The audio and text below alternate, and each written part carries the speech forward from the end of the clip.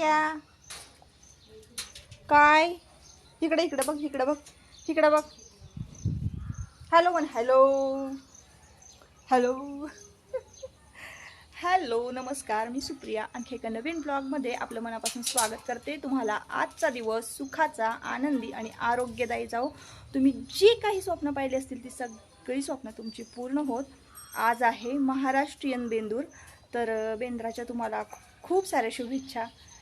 सकाळची वेळ आहे. आमच्याकडे बेंदूर कसा असतो, मस्तपैकी बैल रंगवायची, संध्याकाळी ना मिरवणूक निघते आणि आपलं आता पीक पेरलेलं थोडंफार वर आलेलं आहे, तर रानात नैवेद्य दाखवायला जायचं. आता बऱ्यापैकी माझं स्वयंपाक आटपलेला आहे. आमटीला फोडणी देणार होते, कोथिंबीर नाही. आणि मागच्या एका व्हिडिओमध्ये मी तुमच्या बरोबर शेअर केलं की धने पेरले होते मी इथं. आता कोथिंबीर चांगली उगवली आहे, तर ताजी ताजी कोथिंबीर काढून आणायची आणि मस्तपैकी आमटीला झणझणीत अशी फोडणी द्यायची. पोळ्या आणि मस्तपैकी कटाची आमटी, एक नंबर बेत होतो. तर आता चला कोथिंबीर काढते मी. गवत जास्त झालं त्यामुळे एवढी चांगली उगवून नाही आली कोथिंबीर, पण कधी नसलं आपल्याकडे, आता मार्केटमध्ये जायला आणायला एवढा वेळ नाही, उगवलं आहे तर मग म्हटलं चला आता थोड्या धने, परत भाजी असं थोडं टाकलं की ते वेळेला, म्हणजे असं म्हणतात ना, वेळेला केळण वन मसाला सीताफळ, तसं आहे ते. तर ते हाताशी असावं म्हणून मग थोडेसे धने टाकले होते. आता कोथिंबीर घेते मस्तपैकी, आता आमटी फोडणी घालते. तर आता व्हिडिओला छान अशी सुरुवात झालेली आहे. ब्लॉग कंटिन्यू करा. तर इथं खरं कोथिंबीरीत मी पाय देत असेल तरी मला कळायचं नाही. हो अहो काय होतं, ही सगळी उपसुका कोथिंबीर म्हणाव.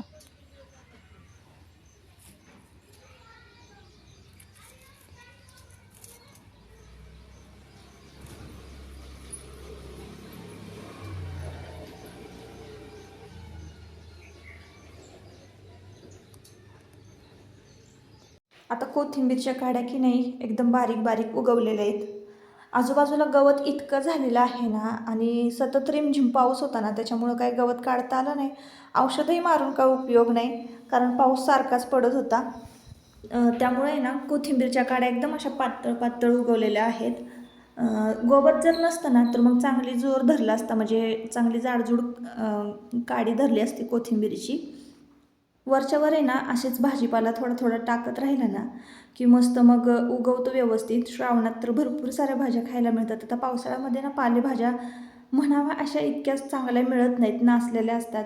जुडी वगैरे बांधली की लगेच आपल्यापर्यंत पोचेपर्यंत बाजारातून ते नासलेल्या असतात. म्हणून मग घराभोवती ना भरपूर जागा आहे, त्या जागेमध्ये आपण पालेभाज्या टाकल्या ना, म्हणजे असा पालक म्हणा, तांदूळचं म्हणा, याचं बी जर टाकलं ना असंच, तर मग छान भाज्या उगवतात आणि ताज्या ताज्या विदाऊट केमिकल, विदाऊट खताच्या छान खायला मिळतात. ए वाग्या वाग्या काय कोथिंबीर खायची? कोथिंबीर? अरे पोळ्या खातात आज, पोळ्या, कोथिंबीर नाही. हां वाग्या इकडं बघ, वर बघ. तू कधीतरीच व्हिडिओमध्ये येतो. इकडं बघ, इकडं बघ, इकडं बघ, वर बघ, वर बघ, इकडं बघ, इकडं वरती. काय काय असं असं असं साडी ओढायची, साडी ओढायची, साडी ओढायची. हां साडी ओढायची माझी. हट हट हट हट हट. चल चल चल, असं असं असं साडी ओढायची तुला. चल चल चल. पुरणपोळी खातात, पुरणपोळी. चल बाय बाय. हो का वाईस बघता का ह्याच्यात, म्हणजे धुवून तशीच घालते. अरे गवत खळखळा हाय, पण थोडंफार गवत आलंय, तर 2-4 काड्या आले तर दिसत ना मला.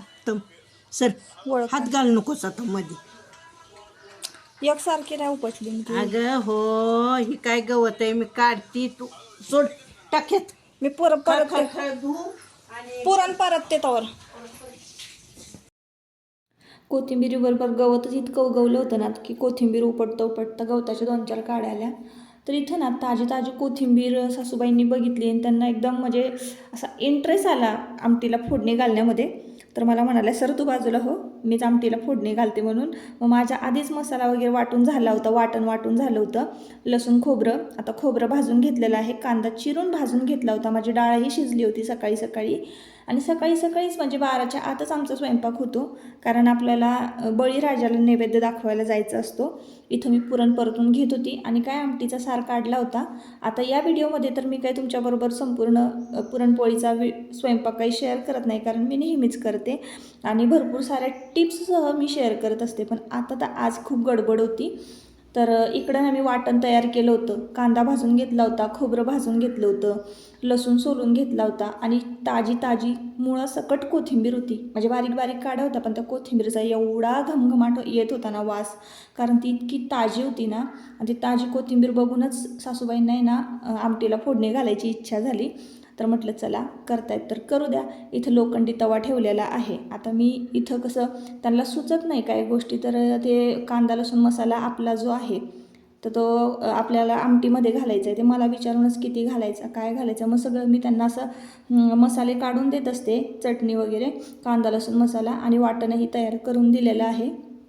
पटकन त्या फोडणीला घालतील. इकडे ना डाळीचं पाणी काढून घेतले आणि ते उकळवत ठेवलेलं आहे. कधीही ना डाळीचं पाणी उकळवत ठेवायचं. आता जिरं मोहरी घातली, फ्रेश असा ताजा कढीपत्ता खालून आणलेला आहे तो घातलेला आहे आणि मग त्यानंतर वाटण घातलेलं आहे. लसूण खोबरं आलं आणि कोथिंबीर, आपली ताजी कोथिंबीर घेतली होती वाटणामध्ये आणि त्या वाटणाचा इतका छान वास येत होता ना. मग असं ताजं खायला असेल ना तर मग काय भाजीला तर अजून एक्स्ट्रा चांगली चव येते, हो की नाही. तो वाटणाचं छान भाजून घेतलं आणि आपला कांदा लसूण मसाला जर कोणाला ऑर्डर करायचा असेल ना तर डिस्क्रिप्शनमध्ये नंबर दिलेला आहे, नक्की ऑर्डर करा.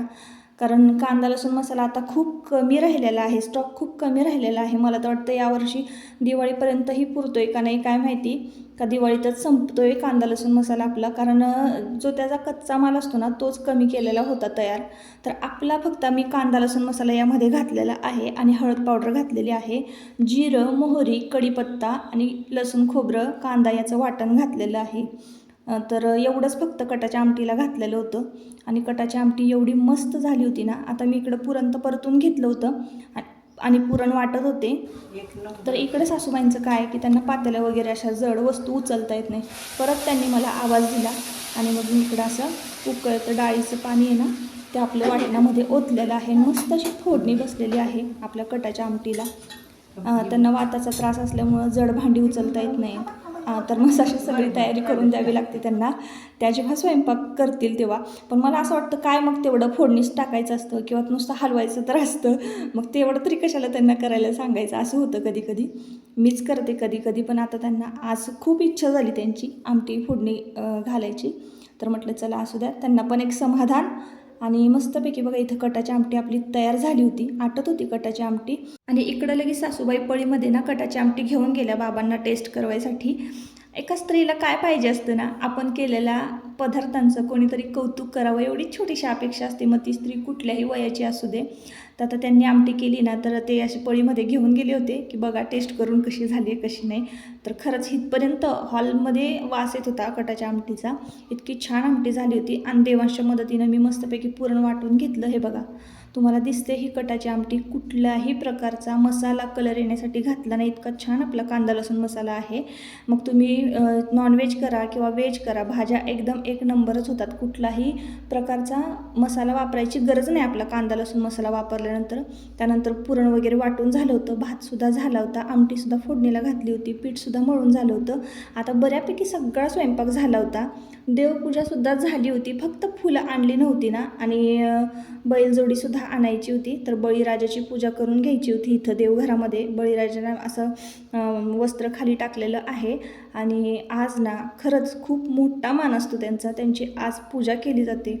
पेरणी आता सगळ्यांच्या पेरण्या झालेल्या आहेत आणि आता आजचा जो दिवस असतो ना तो बळीराजासाठी फक्त आणि फक्त आरामाचा दिवस असतो, त्यांचा लाड करण्याचा दिवस असतो. खरं सांगू का, आपला हा निसर्ग आहे किंवा निसर्गातले पशु पक्षी आहेत, त्यांच्याशिवाय मानवाचं हे आयुष्य जे आहे ना ते म्हणजे आपण म्हणतो ना काहीच नाही.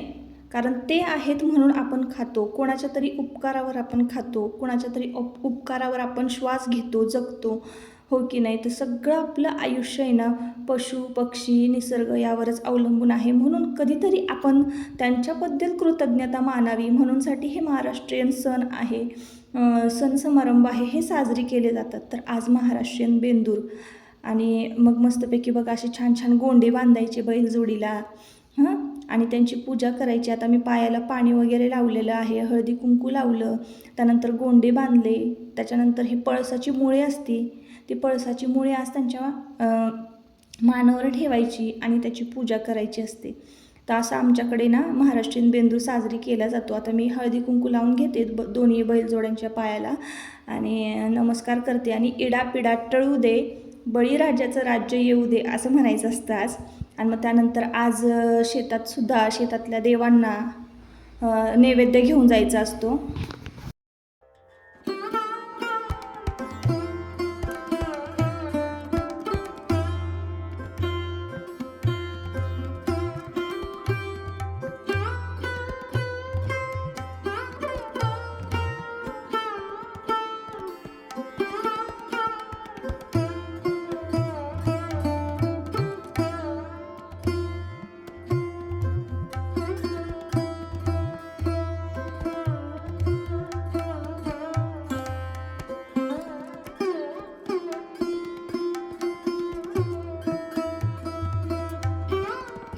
आता मस्त अशी वेळ देऊन पूजा झालेली आहे.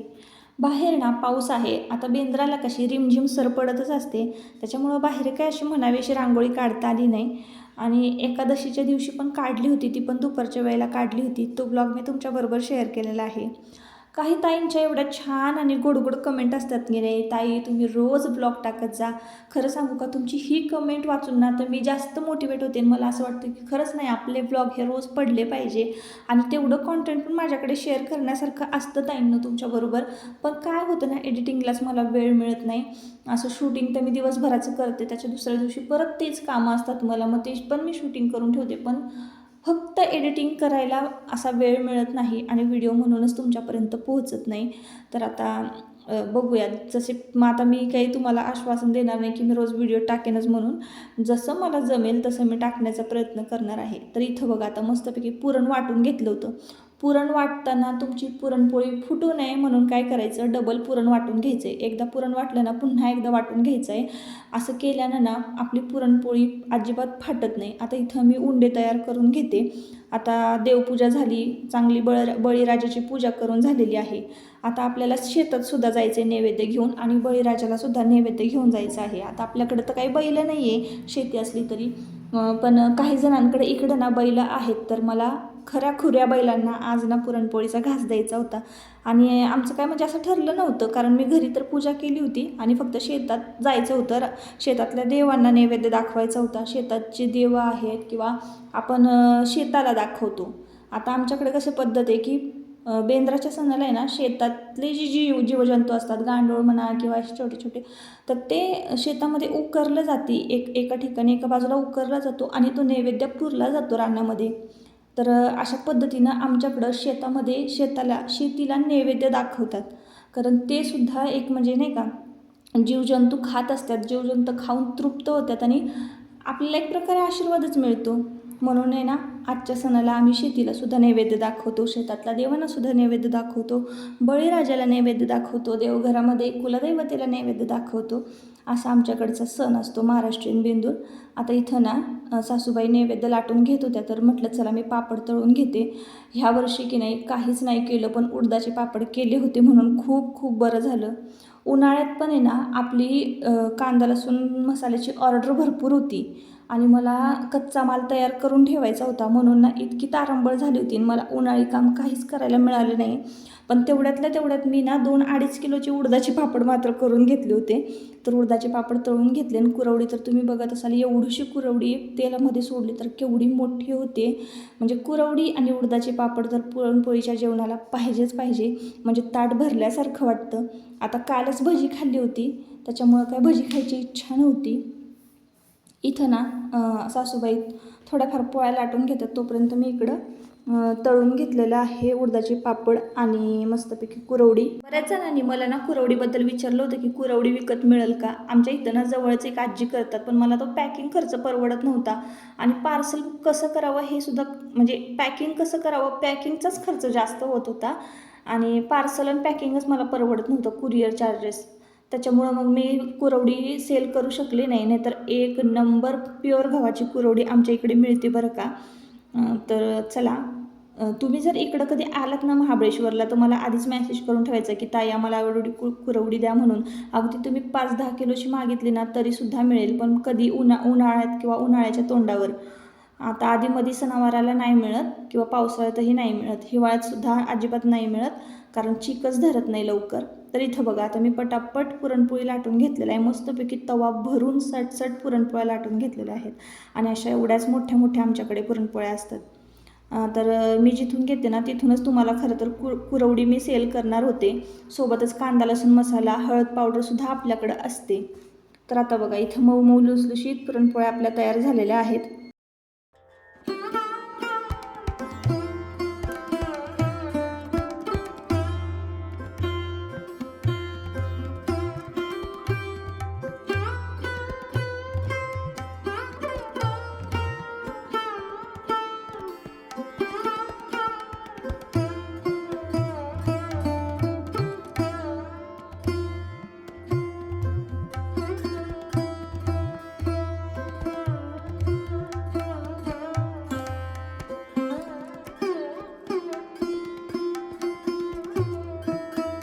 आता ना आम्ही शेतात आलो होतो, तर आम्ही गाईलासुद्धा नैवेद्य दिला.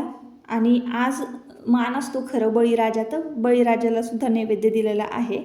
तर आणि इकडे बघा, हे आमचे रानातले देव होते. त्या रानातल्या देवांना दादांनी तुमच्या नैवेद्य दाखवला, दिवा लावला, फुलं वाहिली, नमस्कार केला. आणि आता मी जिथं निघालेले आहे तिथं रानातली बोर आहे, तर तिथं 7 आसरं असतात ना, त्या 7 आसरांना सुद्धा नैवेद्य दाखवलेला आहे. इकडे तुम्ही रानातलं पीक बघताय. आणि आता आम्ही घेवडा लावलेला आहे, घेवडा आणि भुईमुंग आहे. परत इथं एका बाजूला ना कोपऱ्यावर खड्डा करायचा आणि तेथे सुद्धा नैवेद्य पुरायचा आहे आपल्याला. तर अशा पद्धतीनं ना आम्ही महाराष्ट्रीयन बेंदूर आमचा हा साजरी होत असतो. आता घरी पोहोचलो नैवेद्य दाखवल्यानंतर, आणि इकडे देवघरामध्ये सुद्धा नैवेद्य दाखवलेलं आहे. तर मस्त असं ताट सजलेलं आहे आपलं, मस्तपैकी पुरणपोळी, कटाची आमटी, दूध आणि खारवडं खुरवडं पापड, लिंबू. कटाच्या आमटीमध्ये तर लिंबू इतका भारी लागतो ना. तर